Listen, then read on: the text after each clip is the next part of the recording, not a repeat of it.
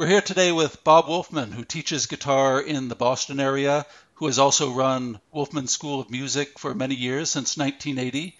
And we're pleased to have him here with us today to do this interview. Welcome, Bob. Thanks for talking to us today. Thanks for having me. I really appreciate it. Thanks, Jim. It's a pleasure to be here with you. I mentioned the Boston area, but can you tell us a little bit more about where you teach? Where is your school and where is your private studio? Right. Studio and where I teach predominantly is in Middleton, Massachusetts. It's a suburb north of Boston. It's about 30 minutes north of Boston and Cambridge. Where I teach, obviously thanks to the technology, the miracle of the internet, I'm teaching people from all over the world because I have a lot of Skype students, as well as students that come to my studio. And I have other teachers that work for my school that travel to people's homes. I personally haven't traveled to people's homes in a long, long time. Right. Oh, so teachers at your school, you do offer that service through other teachers at Wolfman School of Music. Absolutely. That's great. And can you tell us about the styles of music that you offer and that the school offers? Well, you know, I had a commercial space in Arlington, as a native say, in Arlington, Yes. Massachusetts, for about, from 1982 up until around 2000, a big commercial space, a real facility, school. We had a recording studio, we had 35 instructors, administrative staff, we had about 500 students, That's a whole other story in and of itself. But the point is, we taught everything, all styles. We had private instruction in guitar, bass, drums, sax, voice, flute, harmonica. And we actually served as a prep school for Berklee College of Music, as well as other colleges around the country. But we were deemed as the official prep school for Berklee College of Music, which I'm very proud of, since I'm the only one who ever got that status to this day. But the thing is, in terms of styles, to this day, we still have students of all ages, all levels, total beginners, hobbyists, people who just want to do it for recreation, as a stress outlet, and, intermediate level players who've been playing since grade school, junior high, and high school, guys in their 30s, 40s, 50s, 60s, or older, whatever, who wanted to get more serious about attaining a high level of skill. And we have very advanced professionals, professional guitarists and bassists and piano players and singers. Mm-hmm. So we still teach, I still teach guitar, bass guitar, piano, and voice. The reason why I digress about this is just because in terms of styles, I like to think we teach music, Do we specialize in certain styles? My own personal forte as a teacher would be blues, rock, and jazz, not necessarily in that order. Of course, I teach metal and classical and folk and pop and alternative, but, obviously when you're learning music and you're learning guitar, you've got to learn the basics first. That's my main philosophy, or as a teacher, is that you've got to learn the essential basics first. Once you have your basics, we can teach you classical, we can teach you jazz, we can teach you rock, we can teach you folk, we can teach you rockabilly or country. I grew up with Arlen Roth, by the way. I don't know if you're familiar with Arlen. I know the name, but I don't know much about him. Yeah. Well, Arlen grew up in the next building on my street. Mm-hmm. And I just want to interrupt. That was in the Bronx in New York City? That's correct. Yep. Right in the Bronx. Mm-hmm. The Bronx. And Arlen is truly an innovator. He's a genius. He's a true genius in every sense of the word. He's not just a musician or just a great guitarist. He's an artist. There's the difference. So I had that influence early on, and we had a lot of great musicians in my neighborhood. But Arlen started the Hot Licks Company, which was the biggest, most successful music instruction company in the world for many, many years. Mm-hmm. And Arlen is like an incredible country blues, rockabilly blues, country stylist, folk, fingerstyle. He's an amazing, amazing musician, artist, and guitarist. So even though that's not my personal forte in terms of what I play when I perform, I still have very strong roots in all those styles, and I'm very knowledgeable about that. So I could have somebody come in and say they want to learn Danny Gatton or Brian Setzer, they want to play rockabilly, they want to play country, and I can specialize in that. Yeah. On the other hand, I can have somebody come in and say, I want to learn Mark Knopfler or Jeff Beck or Clapton or, any of the great British rock players, Mm-hmm. Jimmy Page or whoever, or Hendrix is one of my biggest influences, and specialize in that. But again, my philosophy as a teacher is you got to get your basics down first. And something else that I guess I get a little preachy about, I don't mean to, but it's something I talk about with parents when they call about lessons for their kids, or to, you know, anyone that's calling for lessons. The common denominator of just about any student who's ever walked through my door since 1980 is they never got their basics down. They could have studied with a dozen instructors, and they don't know the notes on the fretboard. They don't know all their pentatonic scale patterns, so their improvisation's really limited. They know a few chord forms. They don't really know the notes on the fretboard, music theory, how chords are constructed, keys in music. You know what I mean? The essential basics of music, which I feel are essential, because without knowing these things, you know, your forward progress is greatly inhibited, you know.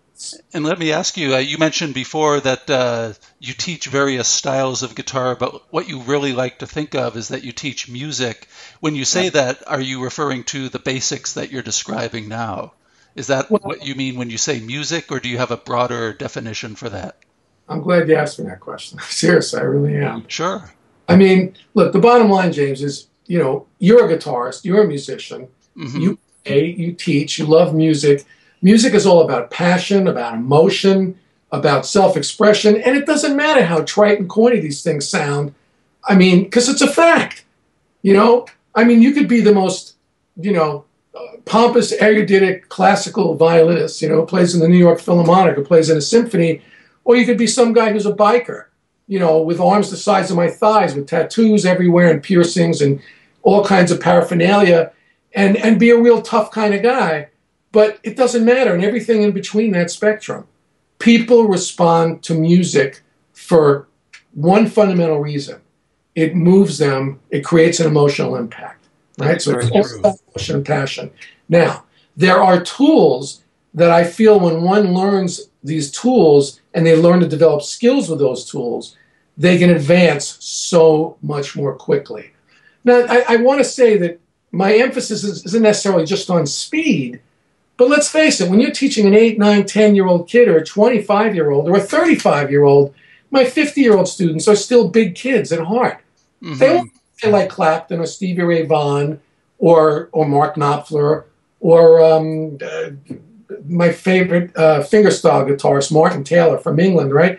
They want to play yesterday. And they get bored very easily. They get bored quickly. They lose interest. They get intimidated. They want to hear results. They want to see results. They want to play music. And the way to facilitate getting somebody who's a total rank beginner or an intermediate who's, you know, very limited in terms of skills and proficiency to the point where they're really creating music is for them to understand what they're doing, to see where the stuff comes from, the genesis of it, and how things interconnect and relate so that they can start learning on their own. You know, I always use the metaphor, you know, you don't want to be apron string to mother, you know, apron tied to mommy the rest of your life. You don't want to be guitar string tied to your teacher. In other words, I want my students to be able to go home and take what they've learned and evolve with it and from what they've learned, as opposed to C and say method. Okay, here's a C chord, here's a C chord, here's an F chord. That didn't set a very good example, did it? No problem. You're making a point. Here's the F chord, here's a G, right? And the student says, okay, he gets home and he doesn't really remember how to do what I showed him. He used the see and say method. But when he understands chord forms and what a chord is, how the notes of a C chord come from the C major scale, and it's the root and the third and the fifth and the seventh degree of the scale, and he can apply that to other keys, all right? All these things start to combine and mesh, and all of a sudden after a few weeks he goes, now I get it, now it's all coming together, right? And now he's able to start figuring out songs on his own. Because, you know, I introduced the concept of the common thread, the underlying common denominator to all music, right? And of course we have the three-chord wonder. Blues, rock, everything. Rock, country, folk, top 40, three-chord wonders. Why are they called three-chord wonders? Because there are only three chords. And it's a wonder that these songs became, millions of songs became hits. So many of them. So many. It's Yeah. like too many to count. It's always fun to watch my students' face light up when I'll go, twist and shout, shake it up, baby, right? Or I'll say, you know, aloo, aloo, eh. Of course, the 5 chords minor in this case. Of course. It's still 1, 4, 5, C, F, and G. Or I go, that's right. Or I go, ask my friend the doctor just what I had. You know, Young Rascals, right? That's right. From Queens, Forest Hill, Queens. That's exactly right. And what about la la la la bomba? And I can go on for 10 minutes, and the student's sitting there saying, "I can't believe he's still coming up with more songs. Still the same 3 chords and the same." That's right. So, go ahead. I'm sorry. I was going to say, it sounds like, Bob, that what you do in your approach to teaching is you want people to learn the basics, but also remember that music is about the emotion, and that these songs are a way to show students things that can then help you guide them further into the music where they're playing the songs, but then they're also able to absorb more of the musical theory and the ideas behind the guitar that you can give them. Yeah, exactly. See, here's my point. You can't really spend your time when you're playing your instrument focusing on emoting, on creating an emotional impact, focusing on technique, when you're worrying about where are my fingers supposed to go? What note am I supposed to play? What fret? What string? What finger? When am I supposed to play it? And instead of how am I going to play it? Right. So when people have the basics down, they have much more confidence. They have the ability to put all the analytical thought processes behind them, in a sense, because they know it. It's second nature. It's like becomes intuitive more than analytical. And now they can start focusing on how am I going to play the C, F, and G chord? You know, am I going to play it? Or am I going to play it? Or am I going to play it? You know, or what am I going to do with it? Am I going to use That's my right. You know, and again, when students come to me and they don't have really any knowledge of basics, they're lost. It's like being out in the middle of the ocean without a life. They're just floating around saying, help. And the other thing I wanted to say is, you know, I've had students, I don't like to harp on this, but I've had students who've had like literally 12, 13, 14 different guitar instructors over the years. They've spent thousands of dollars. They've bought DVDs and CDs and videotapes and all kinds of books and, you know, self-teach, self-help methods. Obviously, there's all YouTube videos available now on the internet and all these websites. There's a lot of great stuff out there. I'm not here to bash or knock my competition. I don't need to do that. What I'm trying to say, though, is, you know, bad habits, like generational bad habits, get transmitted from one generation of teachers to the next. And I find that, you know, guitar teachers who didn't start out learning the basics from their instructors wind up teaching their students the same way. Right. And I feel this is very unfortunate. Because, believe it or not, I would much rather have students, well, I'd rather have students come to me who haven't developed bad habits yet, you know, or, in other words, somebody who's just totally starting from scratch. Or I'd rather have a student who really was taught properly, you know, who doesn't have, we don't have to spend a lot of his time and money breaking bad habits and clearing up a lot of erroneous information that he's accumulated over the months and years he's been taking lessons. Well, what you're saying leads, sorry to cut in, I just wanted to ask another question. Something that's come up in various interviews I've done is learning how guitar teachers learned themselves. And so I'm wondering, when you learned guitar, were you lucky enough that you came across people, whether teachers or other people playing, who showed you the basics that you pass on to students now? I'm so glad you asked that question. Because, you know, I mean, when I first started teaching, I was ashamed. I was embarrassed to confide or confess, you know, to admit to people that I did everything bass backwards. I did everything ass backwards. I mean, first of all, when I was in the 6th grade, this not so nice man I learned the hard way because he became my music teacher for the next 3 years in junior high. He came and interviewed and tested students in the 6th grade of my grade school. And I was chosen along with 30 other students, handpicked, to be in the orchestral music program at junior high school because I did have musical talent.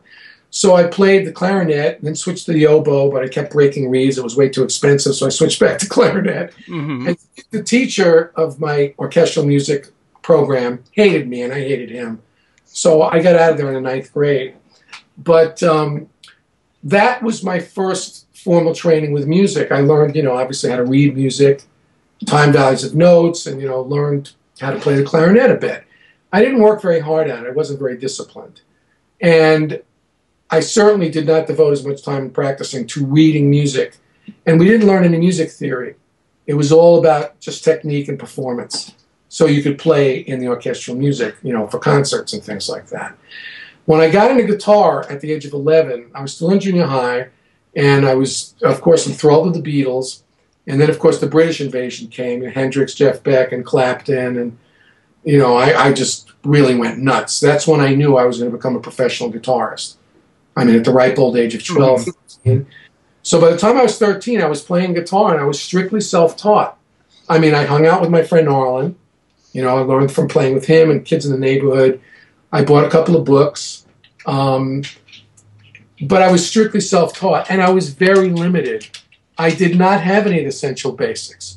And what I realized a decade or more later, had I had those essential basics, right, I would have taken off within weeks. Not even months or years, but months. It took me 10 years to learn things that my students learn within 10 minutes. And I mean 10 minutes, not 10 weeks, 10 lessons, but 10 minutes.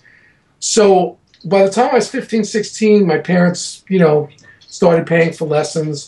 I had this guy who also lived in the Bronx, who was old school, and he wore the ascot, He always smelled, he stopped off for a little nip. He always smelled his breath before he had to deal with me for an hour for his lesson. And he taught me reading music on the guitar.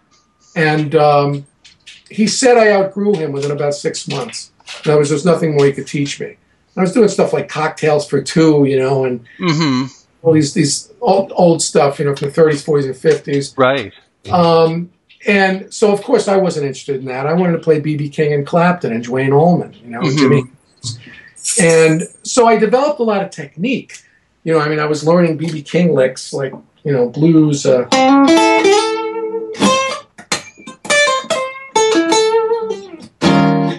was learning my blues chords.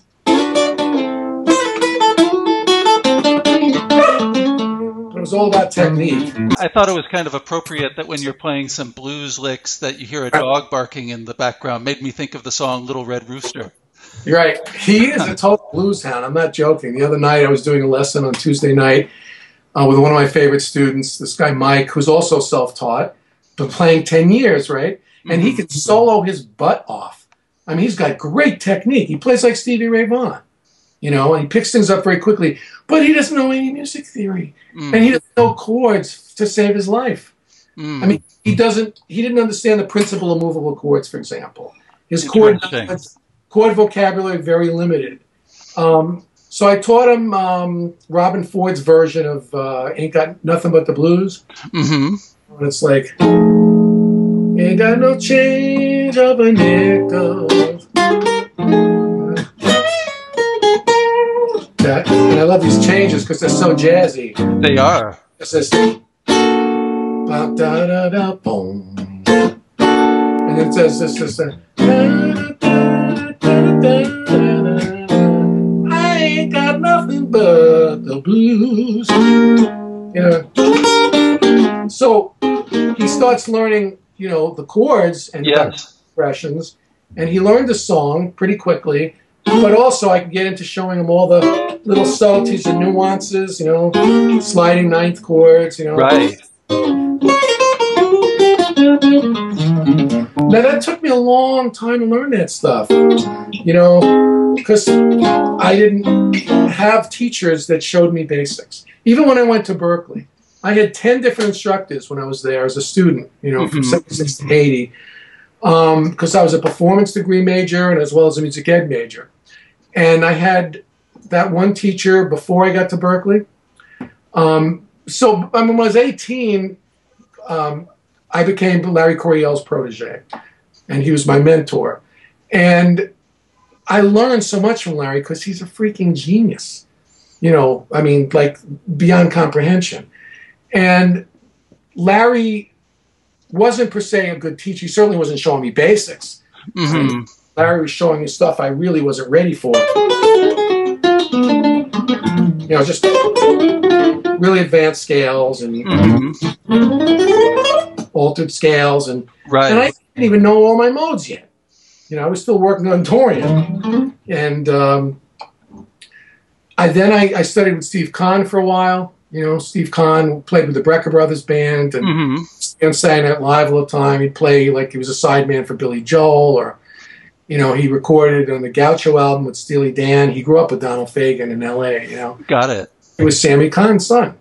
You know, the one who wrote Love and Marriage. Of course, of course. Kahn, brilliant, phenomenal guitarist, great teacher. But he was teaching me much more advanced stuff. So I went from the basics, trying to learn them on my own.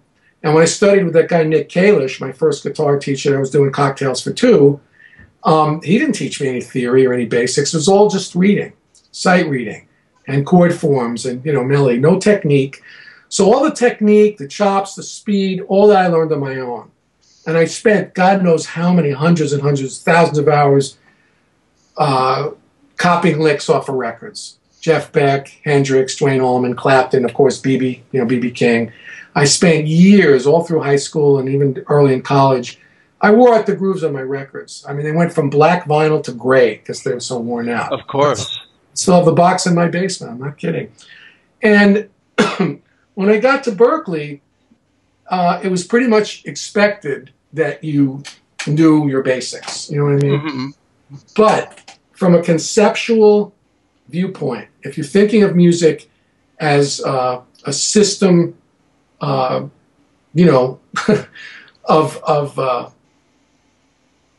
information, of steps, of rules, guidelines and things, a body of knowledge, I personally have learned from experience that my students learn faster, more thoroughly, they're less intimidated, less overwhelmed, they're much more confident, and they have a lot more fun because they start playing music faster, expressing themselves, creating real music that they can hear, their family can hear, their wife, their girlfriend, their best buddies. They can jam with people sooner because I'm presenting everything in a very systematic, methodical manner. Well, let me ask it to you as a question, kind of as a final question for the interview. So you brought together all of this learning that you did yourself over many years. So it sounds like what you offer to students in your own private teaching and at Wolfman School of Music is a condensed version of what you spent a long time doing. Not only did you spend a lot of time learning the musical technique, but also probably a lot of time thinking about how to present it to people in a very condensed, easy to understand way. And it sounds like that's what you offer as a guitar teacher that would be very rare among guitar teachers. Thank you. You stated what I tell people, like especially when parents call about lessons for their kids or their teenage kids, whatever. I tell people what's really unique about my approach is it's very thorough, it's very step-by-step, it's very well thought out. But again, it's never cookie cutter, easy for me to say, a rubber stamp. The approach is always custom tailored for every single student individually. You know, actually, that's Larry Coryell calling me right now as we speak. All right. Cell phone. I got to call him back. So the thing is, that wasn't planned, by the way. All I can say is what's really unique about my teaching approach is the fact that it's custom tailored and well thought out for each student, but I like a well-balanced approach. In other words, we're not just doing theory. We're not just working on songs or learning songs. We're not just working on chord forms or technique or scales. You're doing all of these things, because I believe that one hand washes the other. There's an overlap effect that occurs where when you strengthen one area, it overlaps to other areas. For example, when students understand theory better, invariably, they play more accurately, their technique is better. I mean, some people find that hard to understand, but I see it. You know, I see my students demonstrate this daily.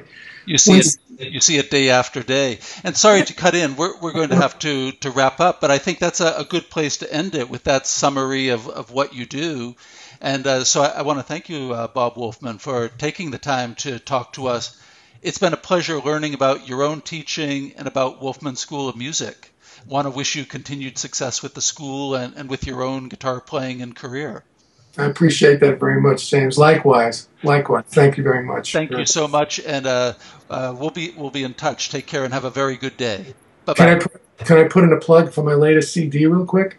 You go right ahead. Okay. My latest CD, produced by Larry Coryell, who just called me and interrupted our interview. Yes. It's called Transition. Of course, it's Larry produced it. Larry Coryell plays on every cut. I composed most of the music on the CD. He composed 2 songs. The title cut, Transition, he wrote just for me, and another song called Penultimate. Victor Bailey's on bass, Ken Denard on drums, Ferdy Argenti on piano. World class. It's a variety of material, mostly in the jazz idiom. We do a kind of jazzy version of the blues classic made famous by Albert King and Clapton and Cream, Born Under a Bad Sign. Mm-hmm. It's Brazilian, it's fusion, it's jazz. There's an old standard on there. It's available on iTunes, Amazon.com, CD Baby, and anywhere else where great music is bought and sold. So it's Transitions. Is that Bob Wolfman or is it the Wolfman Band? It's just Bob Wolfman. Bob Wolfman. And it's Transition, singular. Transition, singular, by Bob Wolfman. Well, thank you for mentioning it, Bob, and best of luck with the CD, and it's been a pleasure talking to you today. Take care and enjoy the rest of your day. Thanks so much. Thanks so much, James. Appreciate it. Bye-bye. Take care. You too. Bye-bye.